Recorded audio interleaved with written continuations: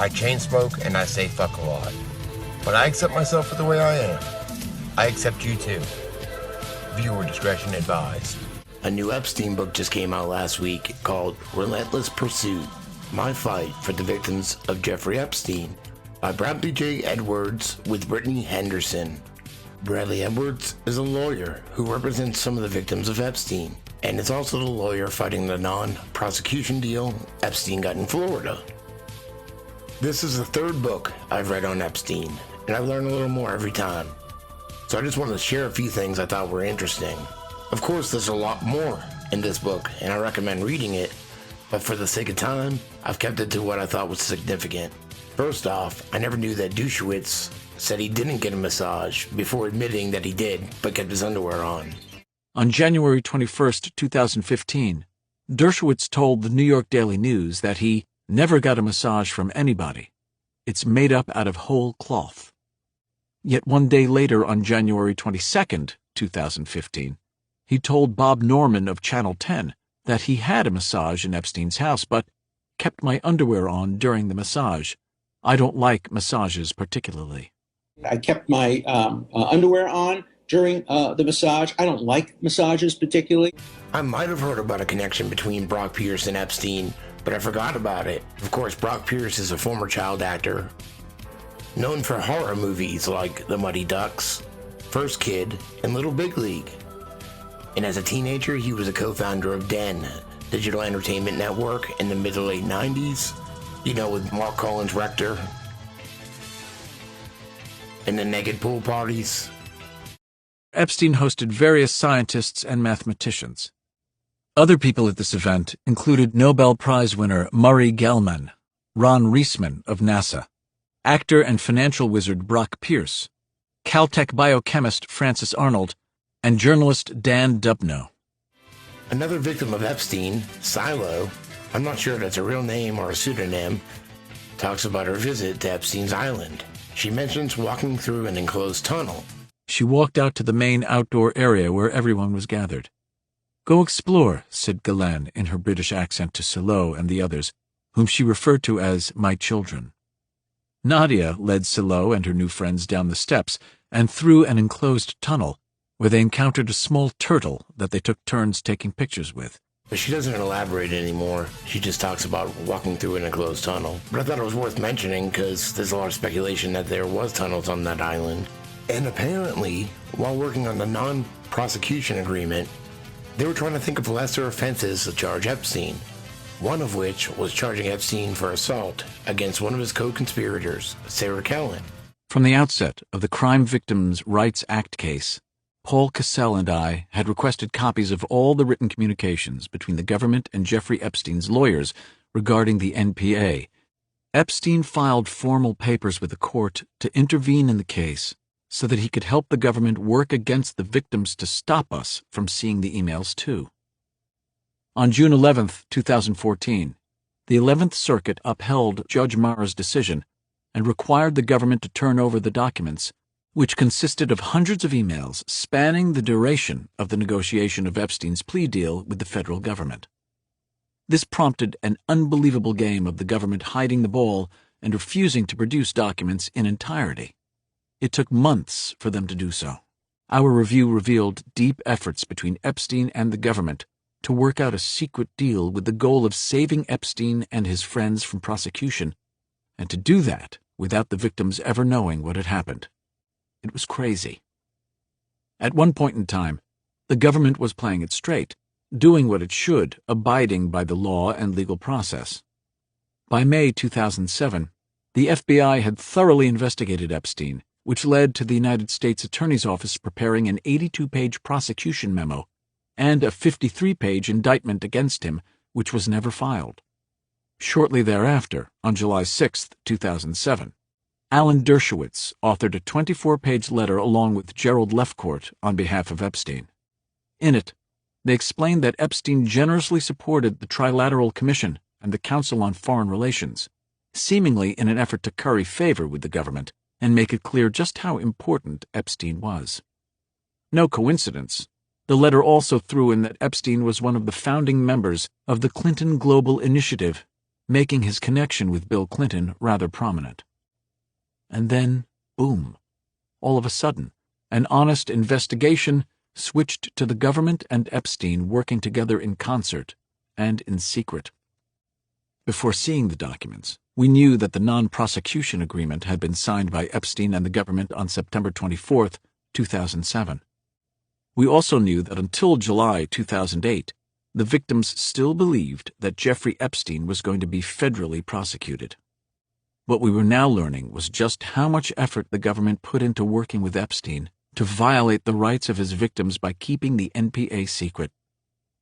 After our review of the documents, we knew we could prove the victims' rights had been intentionally violated by the government.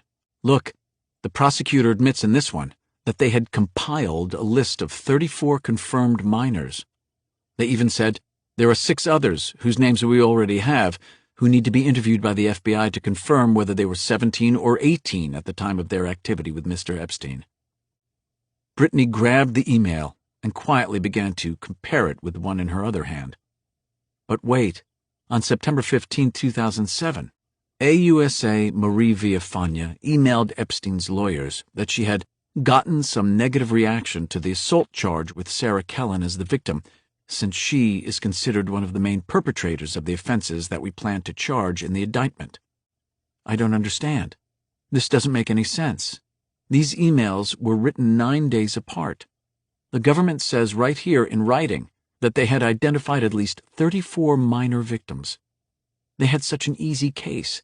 Why are they talking about some random assault charge against an adult? They wanted to charge Epstein with a crime he may or may not have committed against an adult, instead of any of the crimes that he actually did commit against minors? One of his own co-conspirators? What about the victims? Why wouldn't they just charge him with one of the crimes that they prepared an indictment for? The crimes they can prove he committed. Why would they spend any time at all looking for other crimes?